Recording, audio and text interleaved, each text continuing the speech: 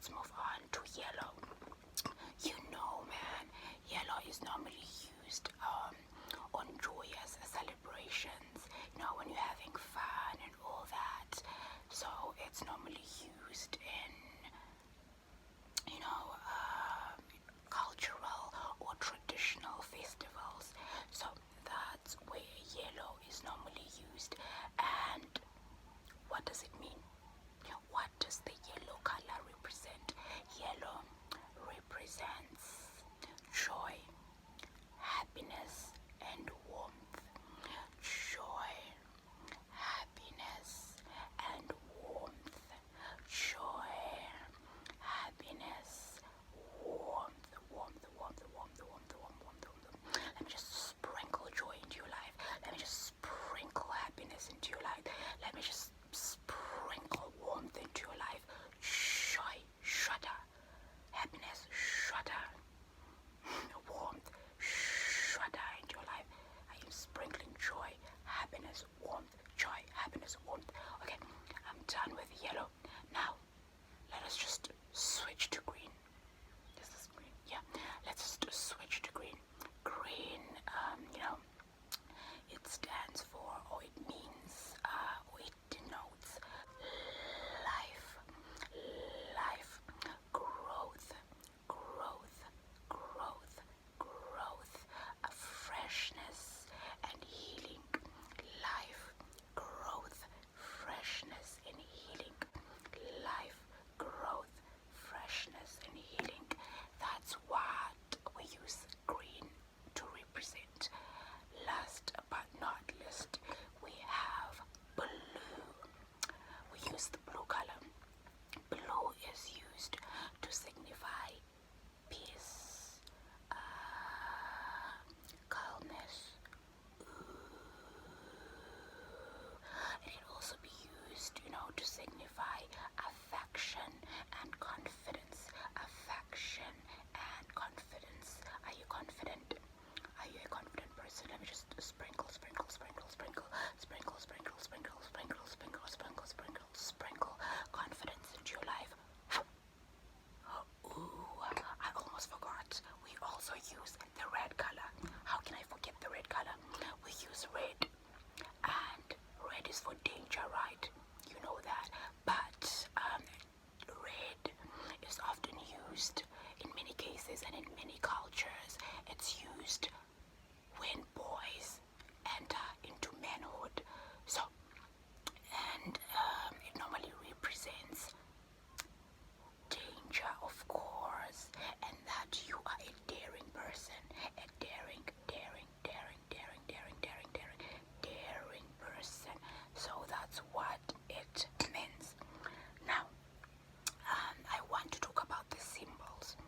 We often use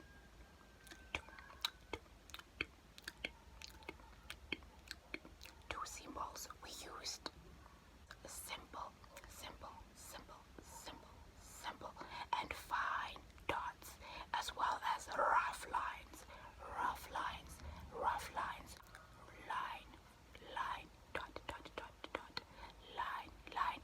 These dots and lines play a significant role in countries found in Western Africa, like in the country of Ghana. They are called Adinkra symbols. They are used to convey a strong, strong, strong, strong, strong, strong, strong, strong, strong message in the Asante tribe, as well as the Akan tribe, which are tribes found in West Africa. So you're wondering, what do they mean?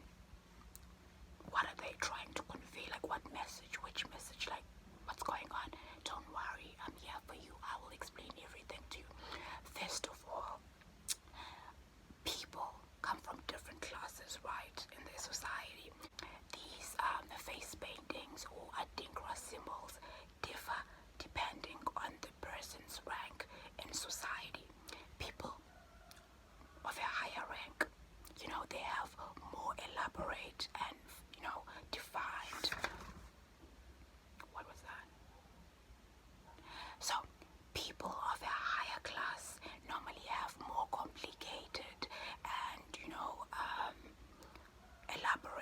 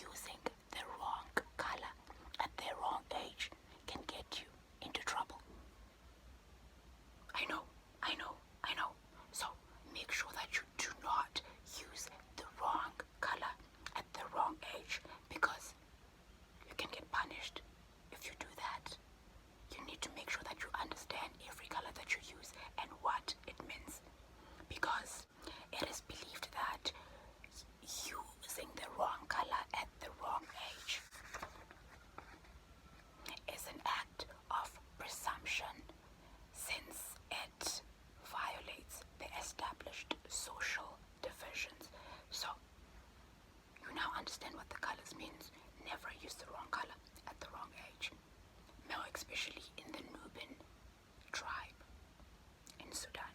So now I want to talk about face painting in South Africa as well.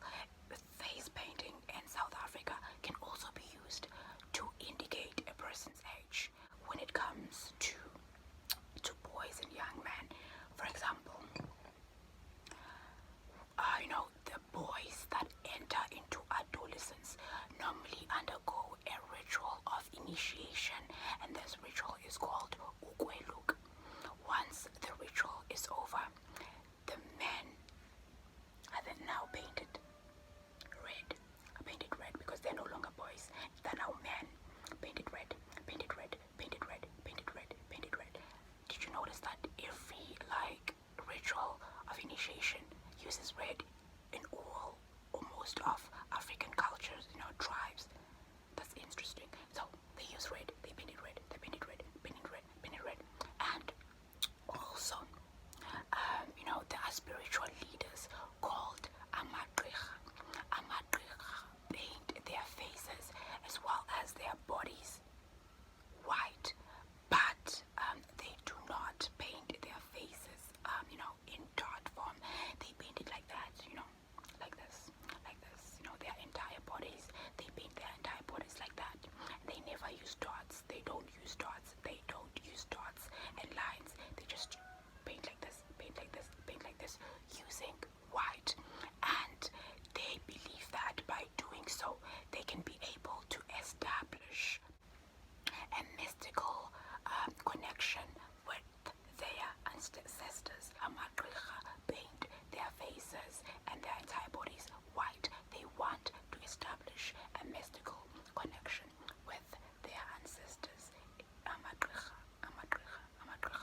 So yeah, and then last but not least, we do paint our faces, using dots as well as lines. We use dots on special occasions.